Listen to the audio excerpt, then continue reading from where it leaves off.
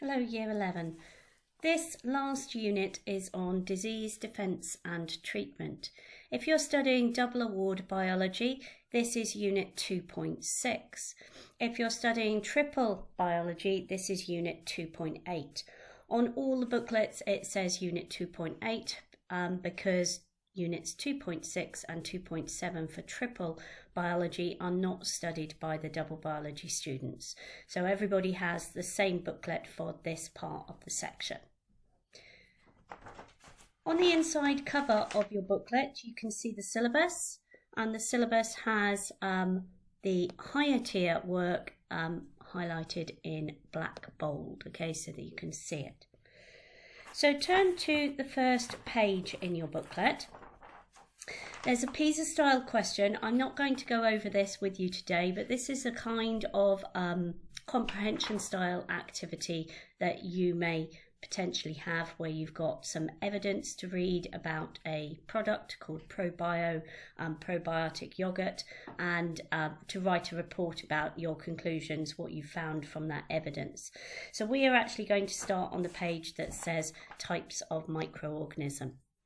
So this is both for higher and foundation. You need to understand what is meant by the term microbe or microorganism, and to be able to name some microbes or microorganisms and identify some different types of organisms that cause what we call communicable diseases. In other words, diseases that can be passed from one either person to another or from one organism to another.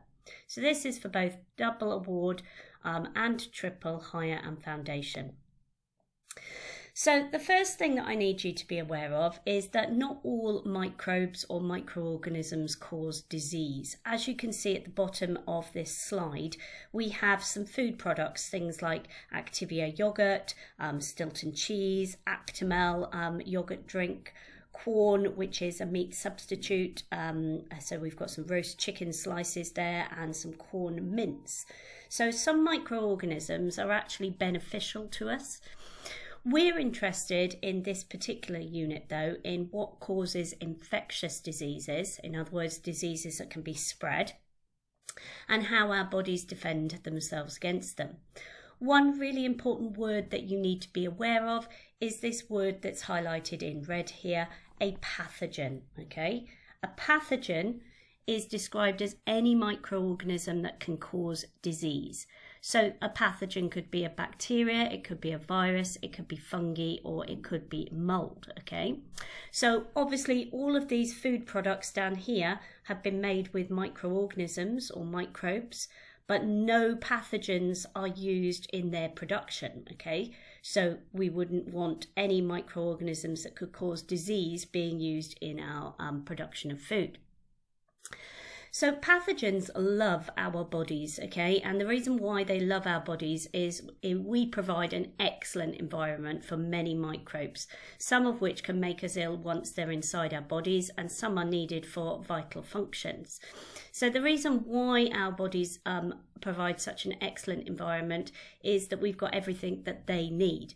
We have oxygen, we have food source, okay, in terms of in our mouths, for example, there might still be bits of food, okay, if we haven't cleaned our teeth recently, and in our stomachs, in our digestive systems, there will be food for them as well.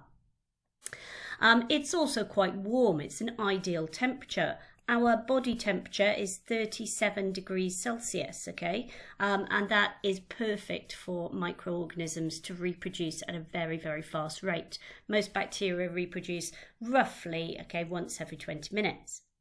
So our bodies need to stop the microbes getting in and deal with any microbes that do get in, okay, by getting rid of them as quickly as possible before they have a chance to reproduce and take hold of our bodies, okay? So, just so that you're aware, that keyword pathogen, any microorganism that causes disease, okay? But remember that some microbes, okay, can be used in a helpful way, so not all microbes are harmful. So we're going to start to look at the different types of microbes. So back in year 9, you learned about bacteria. This is a typical bacterial cell. Bear in mind, they don't always look exactly the same. Some are what we call rods, some are little small dots, okay? They have different shapes. Some have this kind of like tail-like structure, which we call a flagella, okay? Or flagellum, as it's described here. So singular would be a bacterium. If we're talking about many, they are described as bacteria. So if we can label the cell organelles, organelles is a posh word for cell parts. We have the very outer layers, quite unusual, okay, here is a capsule. And sometimes this can be described as being a slimy capsule. Just underneath we have a cell wall, which is typical in plant cells, okay? So bacteria have a similarity to plant cells in that they have this additional cell wall as well as the inside cell membrane, which you'll sometimes hear described as the plasma membrane. There is no distinct nucleus in a bacterial cell. Instead, they have what looks like a kind of wiggly, squiggly bunch of kind of like DNA, and we describe this as bacterial DNA. Occasionally, you might see little rings of DNA, and as we've described them when we talked about genetic engineering, these are called plasmids, and they are what we can genetically engineer. We can remove the circular DNA, cut them open, and insert new DNA. We have cytoplasm, as we would find in plant and animal cells. Ribosomes, remember, they're used for making proteins, and we've got our flagellum labelled here, okay, that's singular. If we had many, if there were several tails coming out of here, that would be flagella. Occasionally, some bacterial cells have they look like little hairs, okay, and they're described as pillars. Whereas on a typical animal cell found in your respiratory system, so for example, your ciliated cells, these little hairs are called cilia, they're called pilus or pili if we're talking about plural. So make sure you could label that bacterial cell up. Viruses are technically not living, so this is where there is a difference between bacterial and viral infections. In order for a virus to actually survive, it needs to infect other cells. So it lives within other cells. It temporarily travels out of those cells. So we're going to see some methods of transmission later on. And so they have to have a way of actually getting into body cells and infecting them and getting the body cells basically to do the reproducing for them, okay? So they use the body cell as a host, okay? A host is what they will divide in. So this particular viral cell that we can see here is actually got a name that makes it sound like a bacteria, and it's not. It's called a bacteriophage, okay? The word phage is the name of the type of virus it is, and bacteriophage suggests that it infects bacterial cells. And so we're going to look at how these reproduce on the next few slides. So we've got a head here, which is often made of a protein coat. And that surrounds the very important genetic material. And I'm sure with COVID, you've heard a lot about the COVID virus, okay, COVID-19 virus and the DNA that's inside it, and how scientists have actually used some of that DNA, okay, to actually make the vaccines that we're all being immunized with currently. We have a neck and a collar and what we call a sheath, okay? These play a role in helping to get this DNA into the cells later on. And bacteriophages, okay, or most phages, look a little bit like a kind of alien spider or octopus type creature. They have these tail fibers that help them attach to the cell so they can inject this DNA into the cell. So the key parts for you are the protein coat, which is the outer bit, the DNA. Notice there is no cell membrane and no cell wall on a typical viral cell. You've also come across in the past, okay, back in the very first year, in year 10, in the very first booklet, yeast cells and amoeba, single-celled structures that live in ponds and puddles. So below are some diagrams illustrating the 4 main types of microorganisms. Okay, so we've got some bacterial cells, a yeast cell, an amoeba, and a virus. And all I want you to do is to add the labels. I'm sorry, this is not interactive. Okay, so add the labels into their correct positions. Pause the video to allow yourself time to complete that task. So, labels on our bacterial cell to begin with. Our outer cell wall, we've got our circular plasmid DNA, the cytoplasm, the bacterial DNA, and the flagella. As you can see, this bacterial cell has got multiple flagellums, okay, so they are called flagella. Our yeast cell, this is how yeast cells divide. They make a bud. So remember, when we talked about different types of reproduction in one of our previous units, this yeast cell is reproducing asexually, asexual reproduction, to create what we call clones. And remember, clones are genetically identical. So I'm using some of these keywords, okay, to talk you through some of the links with previous topics. In our yeast cell, we have the outer cell wall, and there would be an inner cell membrane and the cytoplasm. Amoeba, as I said, amoeba lives in freshwater ponds and puddles. It is a single-celled, or sometimes described as unicellular organism. Uni means one, okay, as opposed to multicellular. So we have got an outer cell membrane. Notice there is no cell wall, okay? There is cytoplasm. There is a nucleus that's going to contain the DNA. There are food vacuoles with little bits of food inside them, and then there are empty vacuoles here. And finally, our structure of our virus, the outer protein coat and the inner genetic material, okay, that we can see there. So check you have got those all correct on the page. And turn over the page for me. So we want to start looking at how do viruses reproduce. So this is on the page where you've got 5 stages in a table, a diagram and a description. We would normally cut out these diagrams and descriptions of each stage of the viral reproduction and stick them in the correct sequence in the table above. To save us time, we can just number them. So each of these diagrams that you can see at the bottom of your page, okay, you can number them to sequence them according to what you can see on the screen in front of you now. And then the descriptions underneath that describe the 5 stages of how viruses reproduce, they can be added into the box at the side too. So if we look at the stages, here is our bacteriophage that we talked about earlier, and it's attacking a host bacterial cell.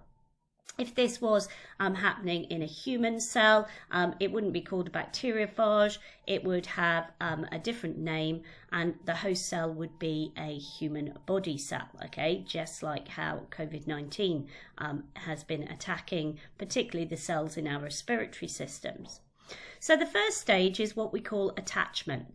The phage attaches itself to the outer host cell, so that's normally a cell membrane, or it could be a cell wall if it's attacking a bacteria, and so it's already attached itself. Second stage is what we call penetration, and what you can see happening here is the DNA has gone from the protein coat head and has been pushed through the cell membrane and the cell wall of our bacterial cell here into the actual bacterial cell. So it enters its viral DNA into the host cell.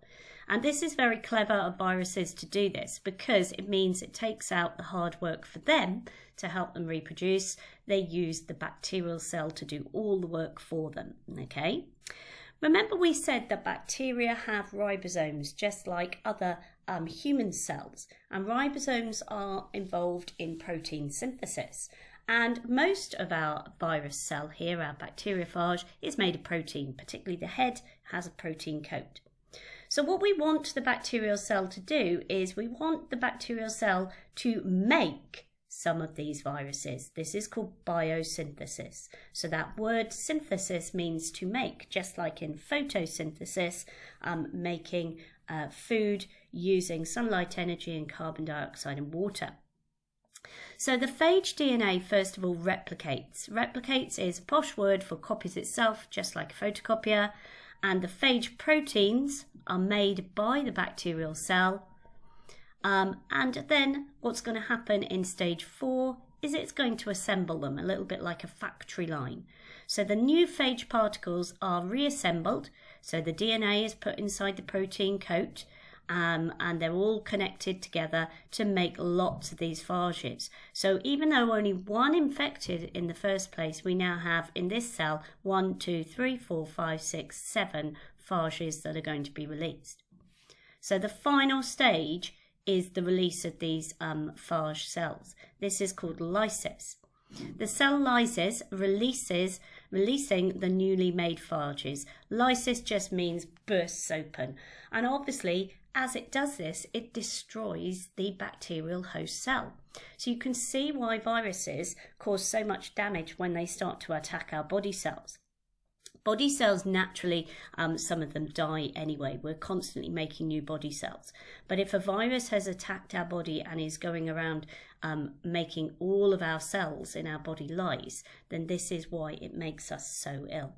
So pause your video, okay, and the page with the table how do viruses reproduce, okay. If you want to draw the diagrams, I'm perfectly happy with that, but I'm sure you would prefer to just number the pictures at the bottom and then write the descriptions of these 5 stages of how the viruses reproduce.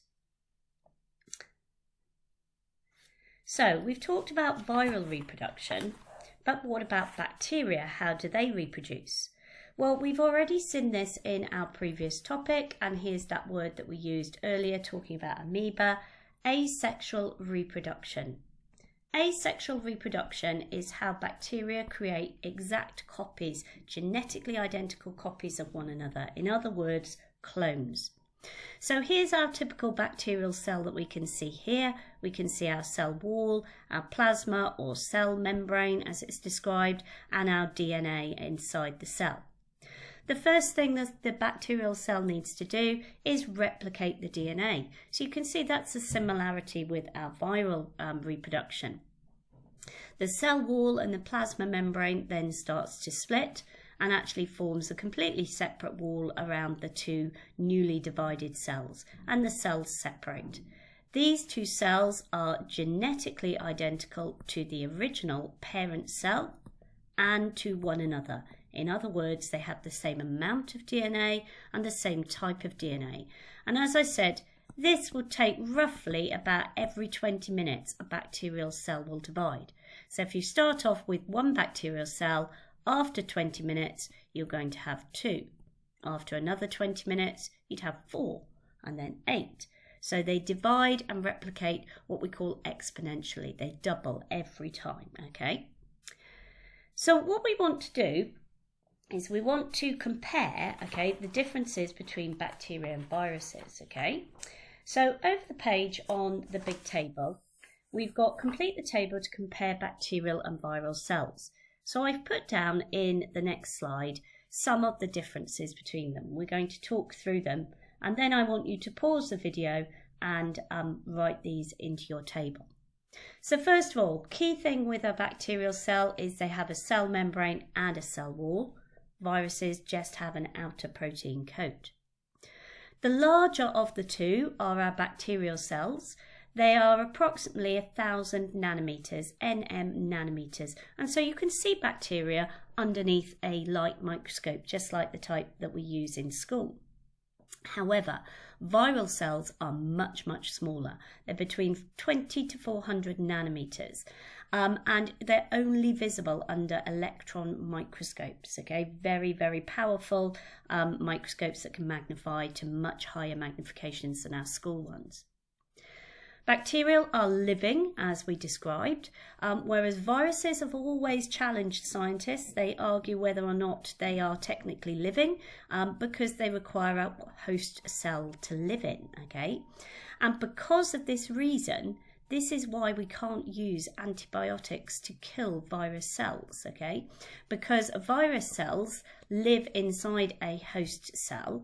You would have to get the antibiotic into the host cell in the first place to destroy it.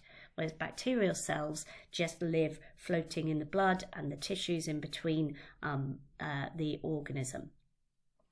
Bacteria reproduce asexually by splitting in two after copying their genetic information, and they are genetically identical, whereas viral cells need a host cell to inject into, and they use the host cell to make copies of themselves and then burst the cell open, releasing those new virus particles then to infect other cells. This is how viruses can cause infections so quickly.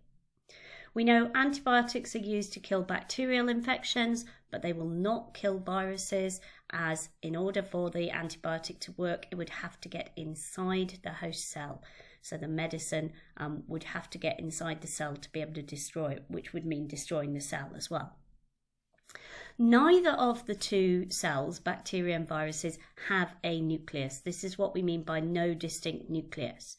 They contain DNA and something called RNA, which if you're going on to A-level, you'll learn a little bit more about the difference between these two.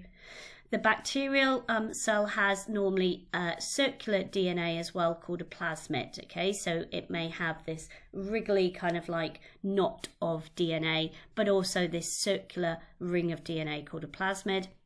Whereas your viral cell, okay, has DNA or RNA enclosed inside a coat of protein.